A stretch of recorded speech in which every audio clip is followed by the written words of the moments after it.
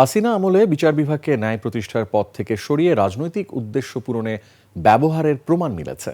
গুম সংক্রান্ত কমিশনের তদন্ত প্রতিবেদনে উঠে এসেছে এই তথ্য। সে সময় মামলার ধরন, আইনের বিচ্যুতি এবং বাহিনীগুলোর প্রাতিষ্ঠানিক প্রণোদনার বিষয়গুলো পর্যালোচনা করে কমিশন এ সিদ্ধান্তে উপনীত হয়েছে। মেহেদী হাসানের রিপোর্ট।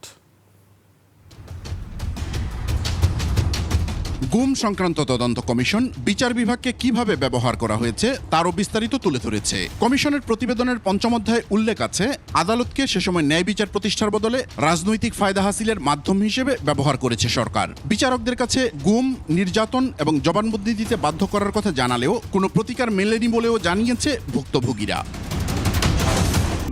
কেসারেন শেকড় থেকে শিখরে।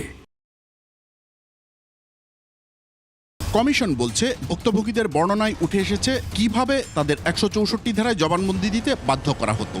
আইন শৃঙ্খলা বাহিনীর কর্মকর্তারা তাদের হত্যার হুমকি ও গুমের পাশাপাশি শারীরিক ও মানসিক নির্যাতনও করতেন। জবানবন্দি দিতে বাধ্য করার জন্য স্ত্রী সন্তানদের উঠিয়ে এনে নির্যাতনের হুমকি দেওয়ার কথাও উল্লেখ করেছেন ভুক্তভোগীরা। গুমের শিকার হতভাগারা অনেক ক্ষেত্রেই কোনো আইনি সহায়তা পেতেন না।